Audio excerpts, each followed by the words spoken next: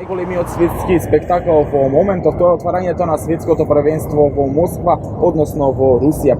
Практично од 14 јуни до 14 јули ќе трае светското првенство, а пак македонската делегација заедно со младиот номинар Ева Јакимовска и со младиот фудбалер Максим Цонич се токму тука и дел се од проектот Фудбал за пријателство. Заедно со мене како член на македонската делегација е и Кирил Кировски, заменик извршен директор на ФК Вардар.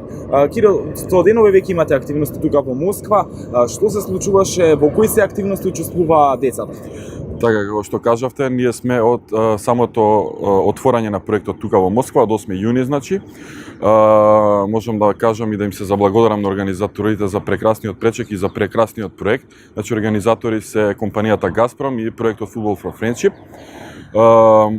Активностите си, имаме секојдневно активности, особено децата, кои што се дел од нашата делегација, младата новинарка Ева, заедно со другите новинари од целиот свет си имаат секојдневни активности, работилници и останати проекти, додека пак Максим имаше неколку дневни тренинзи за вчера конечно да бидат надпреварите по групи, каде што беа поделени по тимови и потоа и елиминацијските надпревари. Според тебе на какво ниво е организацијата овде во Москва? Можам да кажам дека е на највисоко можно ниво.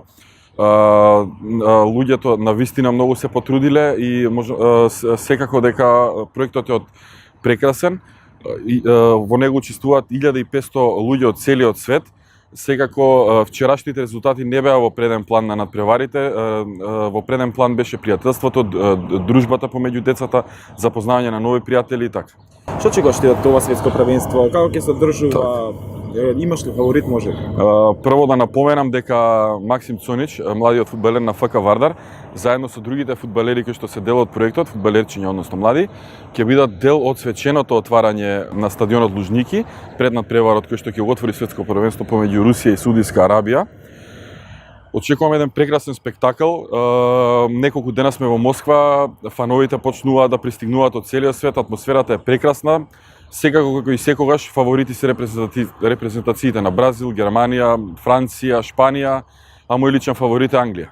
А што мислиш меѓу Бразил, Франција и Шпанија? Шпанија остана без селектор. Така, да, малку неочекувано, така. Што очекуваш, кој ќе биде од овие три, да речеме, земји, кој може да успее највеќе? Ајде така да ги гледам. Па искрено не се грижам баш за другите репрезентации, си ја гледам само Англија, така да се надевам дека Англија ќе освои втората титула конечно по 1966 година светски првак. Бидејќи еве ние новинарите малку сме на страна, ама вие кога сте веќе целосно дел од фудбалот, како гледате на оваквите спектакуларни отварања, оваквите светски првенства? Прво ли светско првенство за тебе? Да, прво во живо што го гледам, секако јас како фудбалски работник и најпрво како дел од овој проект каде што се вклучени многу фудбалски работници од целиот свет, најбитно е тоа стварување на контакти, земање некои искуства од други земји што се малку поразвиени од нас во фудбалот, така да дома во Македонија ќе однесам прекрасни впечатоци од целиот проект. И на крај ќе се надоврзам на безбедноста. Според тебе имавме можност да видиме сите заедно дека буквално на секој чекор имаме контроли и полиција, што малте не е нормално, ама од друга страна дали е на задоволително ниво, го очекуваше ли ова или не? Па секако дека го очекував. Сите големи настани се со вакво високо ниво на безбедност и особено Русија која што и за Олимпијадата во Сочи се покажа како прекрасен домакин. Сега можеме да видиме полиција, војска на секој чекор низ градот. Така бевме пречекани на аеродром, пренесени до хотелот. Во хотелот има исто така голема безбедност, каде што децата не им се дозволува да излезат без придружник надвор од хотелот. Така да очекувам се да помине во најдобар ред. Русија, Саудиска Арабија? Русија мислам дека секако. Дефинитивно или Дефинитивно. Постои можност? Не постои. Не, Русија. Ти благодарам. Ви благодарам вам. Секако екипата на МакФак заедно со македонската делегација и понатаму останува во Русија.